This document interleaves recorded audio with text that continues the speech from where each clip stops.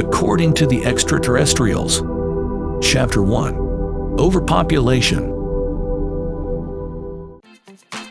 Let us imagine we have set out to have a party. After some thought, you send out 10 invitations to some friends and make preparations for a good time. The day of the party is here, and you quickly notice that your friends brought in more friends. And now you have 3 times as many guests. Apparently your invitation went viral and guests keep coming in to the tune of 5, 7, 14 times the number of guests. By midnight you have 180 guests. Surely, things are now out of your control. There won't be enough space to hold so many people safely in your home. All the food and drinks ran out, much of it is also on the floor, everywhere. You discover both bathroom toilets are clogged. Property damage begins to escalate, and soon you would have total chaos. People have become upset and violent, and many wish to leave. But their cars are trapped behind all the parked cars that are also blocking the road. This is an allegorical example of what is happening on our planet. Listening and evaluating what the Pleiadian and extraterrestrials tell us. We human beings of Earth have exceeded the planet's optimal population capacity. The Pleiadian are a group of people from an extraterrestrial civilization who have been communicating with Billy Meyer for over 75 years. They have now warned for several decades that overpopulation is mankind's most dangerous problem. They have explained that each planet has an ideal capacity to support human life. Earth's ideal capacity was calculated to be 529 million. They conclude that the Earth with such an ideal population size would become a paradise again. We would be able to consume massively less fossil fuels with little damaging environmental effects, as our planet's natural systems could maintain a self-healing balance. According to the Pleiadian and extraterrestrials, the Earth currently on 2023 has exceeded 9.35 billion human beings, about 18 times our planet's optimal capacity. In short, the party is no longer a party, it's become a brawl. How do the Pleiadian know this? They have been following the progress of other planets with similar problems.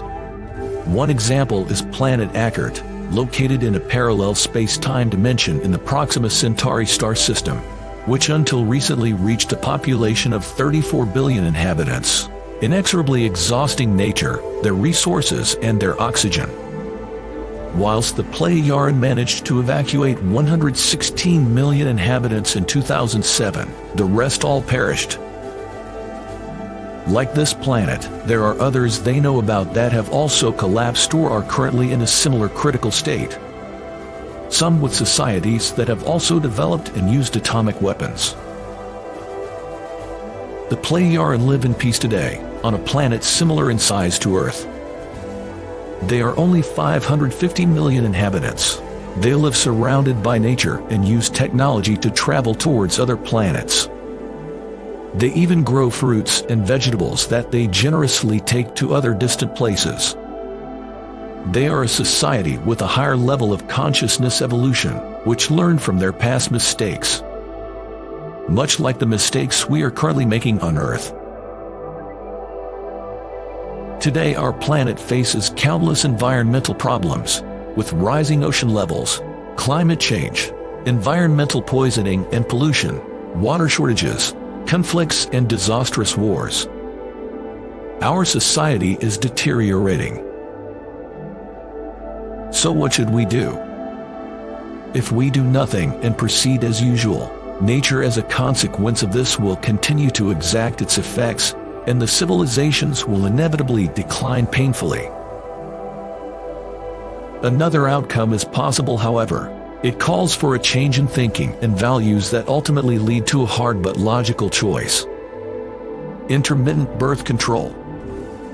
If necessary, we will establish a form of benevolent martial law, where humanity agrees that the Earth and all life, nature, the flora and fauna must be preserved.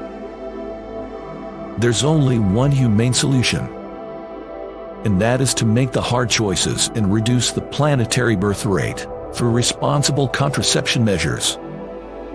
The choice to live and thrive is ours.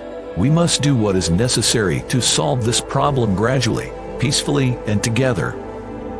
The play yarn suggests we establish a minimum age for marriage and maximum number of children per marriage, among other actions, so as to solve this problem successfully.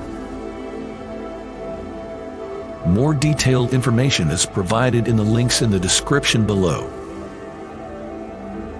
By reducing our population to an acceptable level, the Earth will surely recover and hopefully once again become the paradise in which we and especially our children's children wish to live.